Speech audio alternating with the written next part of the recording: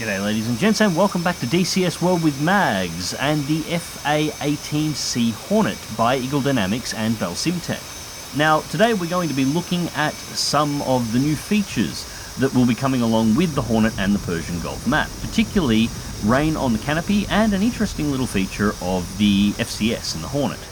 Well, it's not really a feature, but it's something that's kind of cool. But first things first, next menu, I want the FCS, there it is, on the right MFD, and no, I want one more menu, that one, the HSI on the left. Now the HSI sits down between the legs as well, but I want it on the left screen so I can actually see it. Okay, so first things first, we're going to have a look at the new rain effects on the canopy, and looking out the front window you can see we have some fairly aggressive rain. I've spawned in quite the serious thunderstorm here at the moment. Wind speeds range between 35 to 55 knots between sea level and about 1,600 feet in this particular storm. So it's almost horizontal rain coming in on the cockpit. You can see the droplets rolling over the front, and if you look out the sides, you can see it streaking back. Now, this isn't just an animation running over the top of the canopy. The rain actually respects both the direction, the speed and ground speed of the Hornet when it's moving around, and the wind speed and direction of the rain itself, which I will show you here. Alright, I think we're set up and ready to go, so we're just going to taxi it forward. Now watch the way the droplets work. You'll see at the moment, if you look straight at the front window, the left-hand side of the HUD, the droplets are larger. They're a little bit streakier on the right-hand side because the storm is coming from our left. And as we turn the aircraft, thicker droplets on the right, and now the front right-hand side at the MFD is, well, I'll stop the aircraft here actually, is facing almost directly into the wind. So we're getting just sort of a splatter, and we're getting larger drops forming here on the right-hand side of the canopy. That's pointing directly into the storm at the moment. We can see them moving up and back, and as the geometry of the cockpit changes, so does their movement. Now if we look to the left, much streakier, as the water's just rolling over the back of the cockpit rather than splattering against it, because that side of the cockpit is actually shielded from the wind. And again, you can see this on the geometry in the front of the cockpit. Larger splatters on the right, a bit streakier and just rolling off to the left. So we'll taxi back around and watch how the droplets move as we change direction. We're now starting to point away from the storm. The storm's still to the right-hand side of the aircraft. Now the droplets are running out over the front of the cockpit because the rain is coming at us almost horizontal from behind. But you can see it's a bit thicker on one side than it is on the other. Just better make sure we're not going to run off here. Okay, so the right-hand side, as you can see, we've got larger droplets forming. Left-hand side, everything's rolling over a little bit smoother because it's shielded, or at least partially shielded. But they are a bit thicker on that side now because the rain's coming more from the rear. And you actually look at the droplets and you can see the direction that the wind is actually blowing from by the way the droplets are flowing over the canopy, which is just, the detail in this is actually really well done. Now as we're speeding up here, you can see the droplets on the right hand side of the canopy are almost stopping as we're increasing our speed. And now if we suddenly brake, or at least brake as suddenly as a Hornet does, and we can see all the water now runs off the front of the aircraft more rapidly as we come to a stop, and then it slows down. The level of detail here is actually kind of great. We'll flick through to an external camera. But yeah, Eagle Dynamics has spent a lot of time to not only do a water effect on the canopy, which probably could have been done relatively easily, but to make sure that the effect corresponds to the movement speed on the ground of the aircraft, that it corresponds to the wind direction and the intensity of the wind that is carrying the rain. Everything. It's actually kind of fantastic. Alright, so we're going to make a right-hand turn up here, because I'm pretty sure this taxiway ends here. It doesn't actually go all the way to the end of the runway. We're going to be taking off into the wind from about halfway up the runway. Now, this could go all sorts of wrong. I hope it doesn't. It has gone wrong before. As I said, we're looking at a 35 to a 55 knot wind. To give you an idea on exactly how... Oh, hello there. I guess using the taxiway was too mainstream for you, mate. Let's around, get a look at him. Turn your bloody lights on, you hoon. Anyways, as I was saying, the airspeed outside is between 35 and 55 knots. To give you an idea on exactly how intense that is, Hurricane started about 65 knots, so yeah. Now, we're blowing off center of the runway, so we have got a crosswind. So what I'm going to do, if it wants to grab, we should have takeoff trim already set, but I want to manually dial in some right-hand trim. I've done this takeoff a couple of times so far. That should be enough. One of the things I noticed, which actually caught me by surprise the first time, you would expect a crosswind coming from the left would blow the aircraft to the right. In the Hornet's case, it actually doesn't. The wind is that intense at this level that it turns the aircraft as it's trying to take off into the wind, which of course points the nose at about 40 degrees off the center of the runway, directly into a bunch of trees on the left-hand side. Now, the Hornet tries to pull left naturally as it is, but it's far, far more aggressive. So with a little bit of manual right rudder already put in, hopefully that'll keep us pointed straight and level, and we'll get off the ground and into the sky in this damn storm. Right. I think we're good to go. Oh yeah, the skin of the aircraft today. I keep getting asked, are there any RAAF skins for the Hornet at the moment? There are not, but the skin we're using today is a fictional RAF skin that is currently available. Anyways, let's throttle up.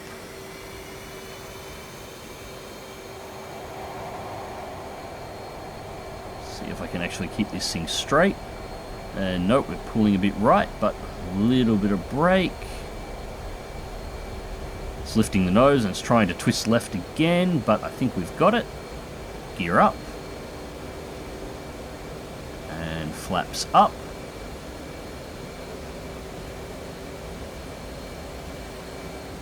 And we're away. I hope you like the colour blue-grey, because we're going to be seeing a hell of a lot in it this flight. Let's get an external view.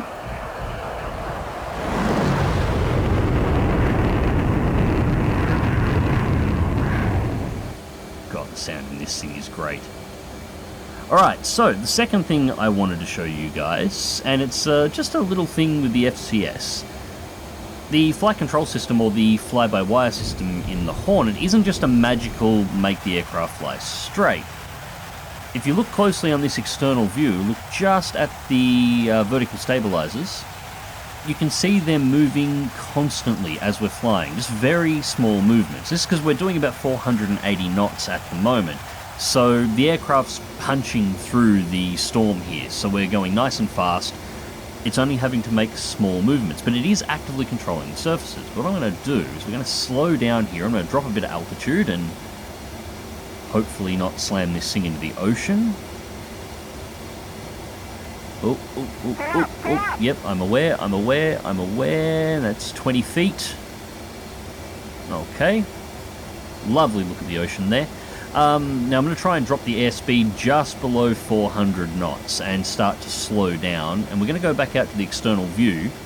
We're rocking around a little bit on the ladder here. So we should be good, I think. Okay, look at the rudders now.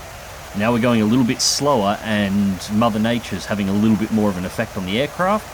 The FCS is now having to put more input into the rudders in order to try and keep the aircraft pointing in the direction that I want it to go, at the airspeed that I want it to go at. We're down at 300 knots, so we better speed this up before we crash and get away from the ocean. So yeah, I just wanted to actually show the rudders and even the ailerons are actively managed by the FCS. It's not just a magic system that the Hornet flies in a straight line. the computer is controlling the control surfaces in exactly the same way that you would. It's just doing it constantly in order to keep the aircraft stable based on what you're trying to make the aircraft do. And it becomes most obvious when you put the aircraft in a situation where, you know, we've got some heavy crosswinds. In that situation there, the storm was actually pushing from our right, so we had a direct, almost 90-degree crosswind cutting straight across the aircraft, and you can see the aircraft was fighting to try and keep the heading that I was telling it as the pilot, even though the aircraft itself didn't really want to. This is actually a thing with the Hornet in real life too. The real life Hornet, if you watch any videos looking back across the control surfaces while they're flying, they are constantly moving. They never actually stop. The computer has to actively manage the control surfaces on the Hornet at all times. So we'll just have a little bit of a look at the very nice fictional RAF skin for the Hornet. It actually looks really good in these colours. I'm not entirely sure whether or not there will be a RAAF skin on release just yet. I actually haven't been checking for that, but I do know somebody who is very good at making skins. So if there's not an official one, I can pretty much guarantee there will be an unofficial one. Alright, and now for the fun side. Now, I did mention before that I'd done the takeoff a couple of times just to test it. The thing I may have forgotten to mention was that I've never actually landed the Hornet in this this kind of condition. But we're going to have a look at the HSI to the left-hand side. You can see the little dot in the distance to the right-hand side of that MFD. That's actually the runway we've just taken off from. So I'm just going to bring the aircraft around.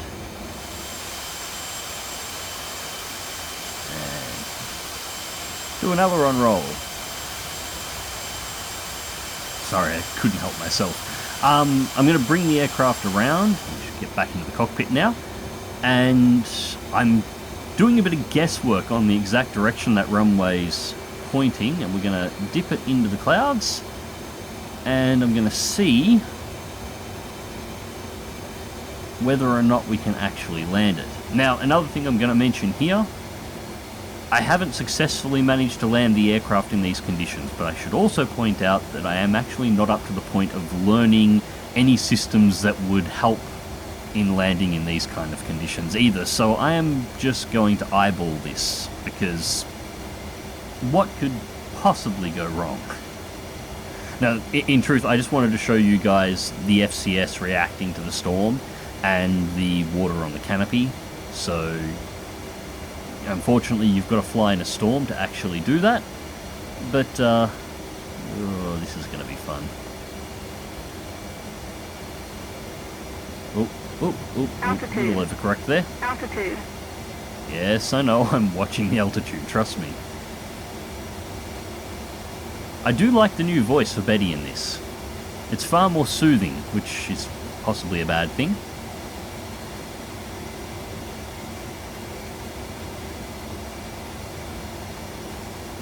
Alright, so to actually eyeball this thing in, I'm going to be looking for runway lights. Thankfully, they were on takeoff, so I'm hoping that I will be able to spot them through the storm.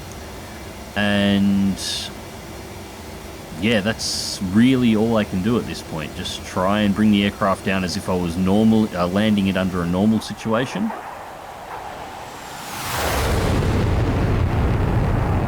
God, I love that sound. So I'm just going to try and land it relatively normally, try and establish a pretty standard glide slope. I want to get down to, which is probably a little bit low at the moment, but sitting right on 800 feet, I'm just above it now. Too low. Still too low, come on, bring that back up. It's constantly trying to pull down. As I said, I'm flying into the wind at this point, on a slight crosswind as well, so that you can actually feel the aircraft being buffeted. You can actually see it by looking at the way the ladder's moving, and you know, I'm trying to be relatively smooth on the stick here, and I have the FCS trying to help me out at this point. And we're not going slow either. We're at over 400 knots, so nearly 480, nearly 500 knots, and that's the wind buffeting the aircraft. 600 feet. I'm a little bit too low here. But I'm a little worried about being too high and not being able to see the runway lights, actually. Actually, I think I can see the runway lights. Bring this around just a little. I reckon that's the runway right there. I can't really see how my angle is in relation to it. My approach angle is. Try and maintain 650 at least. It's way too low for an approach. But speed's 300. And looks like we're too far left of the runway at this point. If we hold this heading and wait till those lights straighten out and then bank in, 630, 275. Actually having to work the throttle quite a bit here to maintain airspeed at the moment. I want to try and maintain above 250 until we get a bit closer, because we're going to slow down really fast due to the headwind, especially once we've got those flaps down.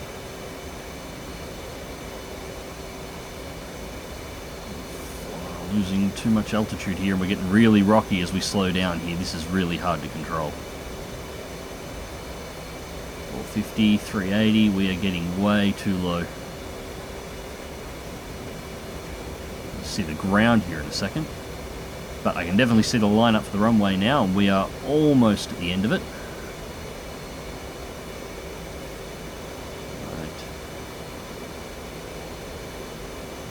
Right. Gear is down.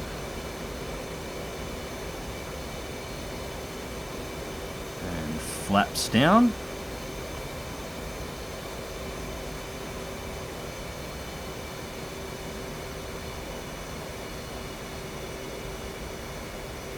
And we're losing, come on, I don't want to lose too much airspeed here. We're actually slow enough now, we're starting to get the water effects back on the cockpit again.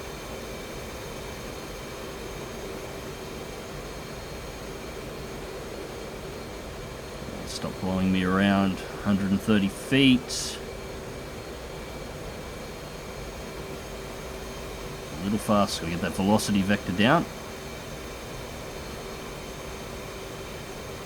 157, going too slow. We're going to drop the altitude relatively quickly here. And I'm going to hit too hard, too hard, too hard, too hard. Ouch. And we appear to be alive. Brake, brake, brake, brake, brake. Don't run off the left-hand side of the runway. Nope, nope. It's times like this I wish the Hornet had a chute.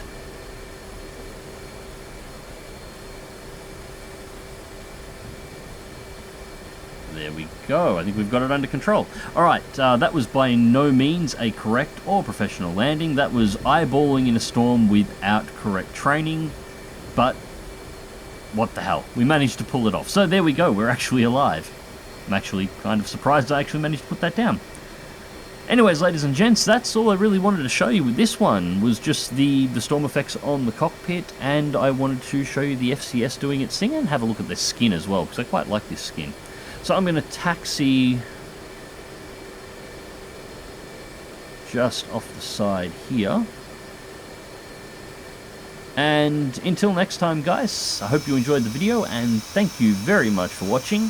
As always, remember to check the video description down below for links to my social media, to my Patreon, to my Twitch, to anything else you want to check out. Breakdown of my system, everything's in there. And as always, remember to click that like button, share and subscribe if you would like to see more. And until next time, take care.